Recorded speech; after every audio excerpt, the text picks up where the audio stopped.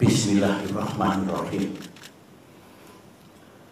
Saudara-saudara, hari ini kami bergabung, Partai Demokrat bergabung.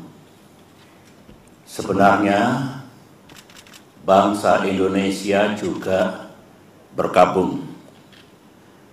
Bergabung karena akal sehat telah mati, sementara keadilan, supremasi hukum, dan demokrasi sedang diuji. Hari ini 5 Maret 2021, KLB Partai Demokrat abal-abal, KLB yang tidak sah dan tidak legal, telah digelar di Deli Serdang, Sumatera Utara. KLB tersebut telah menobatkan KSP Muldoko, seorang pejabat pemerintahan aktif berada di lingkar dalam lembaga kepresidenan, bukan kader Partai Demokrat alias pihak eksternal partai, menjadi ketua umum Partai Demokrat, mendongkel dan merebutnya dari ketua umum Partai Demokrat yang sah, yang setahun yang lalu telah diresmikan oleh negara dan pemerintah. 1 bulan yang lalu, kita semua masih ingat ketika ketua umum Partai Demokrat AHY secara resmi mengirimkan surat kepada Yang Mulia Bapak Presiden Jokowi tentang keterlibatan KSP Muldoko dalam gerakan penggulingan kepemimpinan Partai Demokrat yang sah. Dan setelah itu, Ketum AHY juga menyampaikan kepada publik tentang gerakan kudeta ini. Banyak tanggapan yang bernada minir dan miring. Mereka mengatakan Demokrat hanya mencari sensasi. Demokrat hanya play victim. KSP Muldoko mengatakan itu hanya ngopi-ngopi. Pelaku gerakan mengatakan itu hanya rapat-rapat biasa. Sementara itu kita juga masih ingat ada pula yang punya keyakinan bahwa KSP Muldoko pasti mendapatkan sanksi dari atasannya karena ulahnya itu. Ada pula yang mengatakan KLB ilegal tersebut tak mungkin diberikan izin dan pasti akan dibubarkan oleh pihak kepolisian.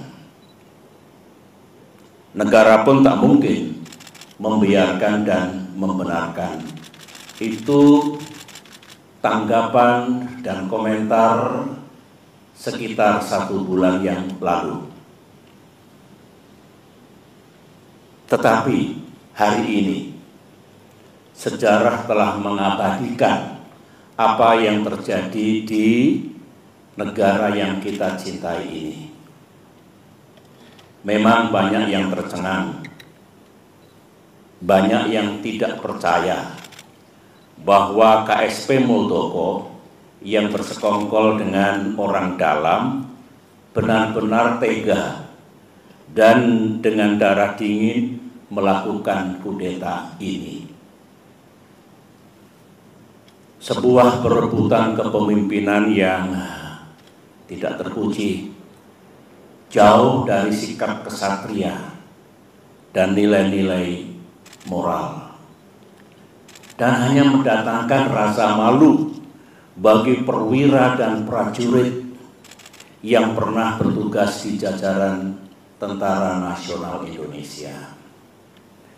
Termasuk rasa malu dan rasa bersalah saya yang dulu beberapa kali memberikan kepercayaan dan jabatan kepadanya. Saya memohon ampun kehadirat Allah Subhanahu wa Ta'ala, Tuhan yang Maha Kuasa, atas kesalahan saya itu. Sebagai seorang yang menggagas berdirinya Partai Demokrat, termasuk yang membina dan membesarkan partai ini dan bahkan pernah memimpinnya, tak pernah terlintas dalam pikiran saya bahwa Partai Demokrat akan dibeginikan. Saya benar-benar tidak menyangka, karena sewaktu selama 10 tahun saya memimpin Indonesia dulu, baik secara pribadi maupun Partai Demokrat yang saya bina, tidak pernah mengganggu dan merusak partai lain seperti yang kami alami saat ini. Saudara-saudara, saya tahu bahwa Ketua Umum Partai Demokrat AHY yang terus-menerus memimpin upaya untuk mempertahankan kedaulatan partai telah mengeluarkan berbagai pernyataan. Namun malam ini dalam kapasitas saya sebagai Ketua Majelis Tinggi Partai Demokrat, sebuah lembaga tertinggi dalam kepengurusan Partai Demokrat, saya perlu menyampaikan pernyataan dan penjelasan secara resmi guna merespons KLB Deli Serdang hari ini. Mengapa saya harus mengeluarkan pernyataan pada malam hari ini? Karena sesuai dengan AD dan ART Partai Demokrat tahun 2020 yang telah disahkan oleh negara dan pemerintah melalui Kemenkumham, Kongres Luar Biasa atau KLB sebenarnya lebih menjadi domain Majelis Tinggi Partai, bukan domain ataupun kewenangan Ketua Umum Partai Demokrat. AD dan ART sesuai dengan undang-undang partai politik yang berlaku saat ini adalah peraturan dasar bagi kehidupan partai politik. Sama halnya dengan undang-undang dasar atau konstitusi yang berlaku bagi negara, yang baik itu undang-undang dasar maupun anggaran dasar mengikat secara hukum. Karenanya, segala kegiatan partai yang tidak sesuai dan bertentangan dengan AD dan ART adalah tindakan yang ilegal atau melawan hukum. Mari kita lihat, apakah KLB Deli Serdang tersebut legal atau sah secara hukum. Menurut AD dan ART Partai Demokrat, pasal 81 ayat 4 disebutkan bahwa Kongres Luar Biasa dapat diadakan atas permintaan A. Majelis Tinggi Partai, atau B. sekurang-kurangnya 2/3 dari jumlah Dewan Pimpinan Daerah dan 1/2 dari jumlah Dewan Pimpinan Cabang serta disetujui oleh Ketua Majelis Tinggi Partai. Mari kita uji sekarang, apakah KLB Deli Serdang ini sah secara hukum. Ingat, negara Indonesia adalah negara hukum. Pasal 1 Undang-Undang Dasar 1945. Majelis Tinggi Partai yang saya pimpin dan kini berjumlah 16 orang tidak pernah mengusulkan kongres luar biasa. Jadi syarat pertama sudah gugur. Dewan Pimpinan Daerah yang mengusulkan KLB minimal 2/3 dari 34 Dewan Pimpinan Daerah. Kenyataannya tidak satu pun yang mengusulkan, berarti 0. Jadi tidak memenuhi syarat yang kedua. Dewan Pimpinan Cabang yang mengusulkan KLB minimal 1/2 dari 514 DPC. Kenyataannya hanya 34 DPC yang mengusulkan, berarti hanya 7% dari seharusnya minimal 50%. Jadi tidak memenuhi syarat yang ketiga. Usulan DPC dan usulan DPD dan DPC harus mendapatkan persetujuan Ketua Majelis Tinggi Partai, dan saya sebagai Ketua Majelis Tinggi Partai tidak pernah memberikan persetujuan atas pelaksanaan KLB ini. Jadi syarat keempat pun tidak dipenuhi. Kesimpulan besarnya adalah semua persyaratan untuk diselenggarakannya KLB ini gagal dipenuhi atau tidak dipenuhi, sehingga KLB ini benar-benar tidak sah dan ilegal. Saya dengar ada akal-akalan dari pihak KSP Muldoko dan para pelaku kudeta bahwa sebelum mengangkat KSP Muldoko menjadi Ketua Umum Partai Demokrat ilegal, AD dan ART yang sah diubah dan diganti dengan AD dan ART versi KLB Deli Serdang, sehingga penobatan KSP Muldoko dianggap sah. Pertanyaannya, apa bisa begitu? Mari kita lihat bersama. Untuk mengubah AD dan ART, forumnya harus sah. Baik kongres ataupun kongres luar biasa yang hendak mengubah AD dan ART juga harus sah. Forum KLB Deli Serdang jelas tidak sah dan ilegal, sebagaimana yang telah saya jelaskan tadi, sehingga AD dan ART KLB Deli Serdang menjadi tidak sah.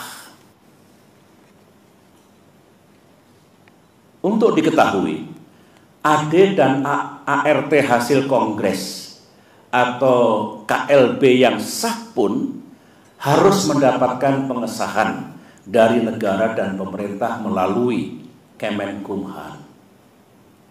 Jadi, kalau KSP Muldoko melalui telepon menanyakan keabsahan AD dan ART dan merasa cukup puas atau mengira bahwa AD dan ART KLB Deli Serdang itu sah, KSP Muldoko salah besar.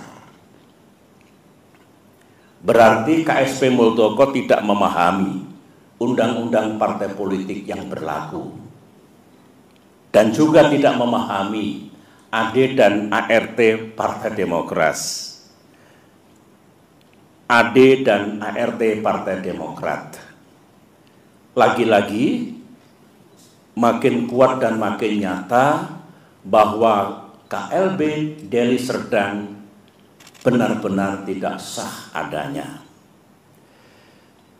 Saudara-saudara, ini kesempatan yang baik bagi saya untuk menyampaikan pesan kepada Ketua Umum dan segenap kader Demokrat di seluruh tanah air. Saya sangat merasakan apa yang para kader Demokrat rasakan saat ini. Saudara pasti marah, terhina, merasa diperlakukan sewenang-wenang, geram kepada yang berkhianat dengan imbalan uang dan iming-iming kedudukan, dan rasanya ingin membalas perbuatan mereka. Namun, sebagai orang tua di partai ini, saya tetap meminta saudara bersabar, namun gigih berikhtiar untuk mendapatkan keadilan yang sejati.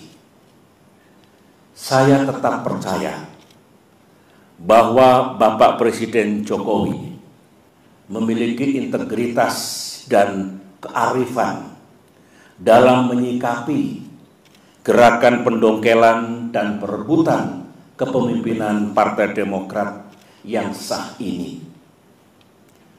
Saya juga tetap percaya bahwa negara dan pemerintah akan bertindak adil serta akan sepenuhnya menegakkan peranata hukum yang berlaku, baik itu konstitusi kita, Undang-Undang Dasar 1945 dan Undang-Undang Partai Politik, maupun AD dan ART Partai Demokrat yang secara hukum juga mengikat. Namun dunia politik tak seindah yang kita mimpikan.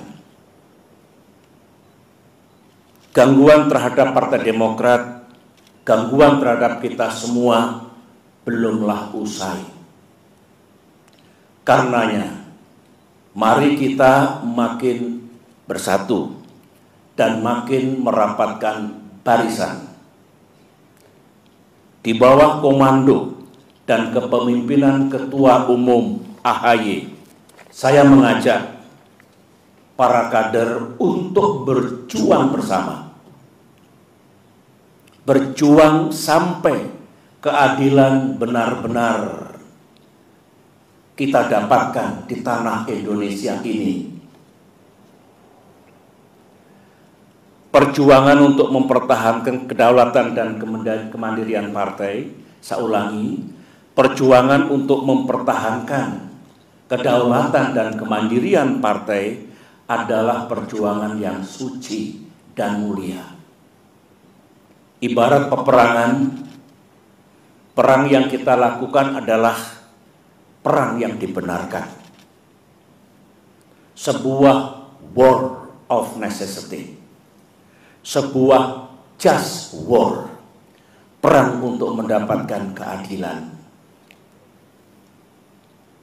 Semoga Allah SWT, Tuhan yang Maha Kuasa, menuntun langkah kita serta memberikan pertolongan kepada kita semua.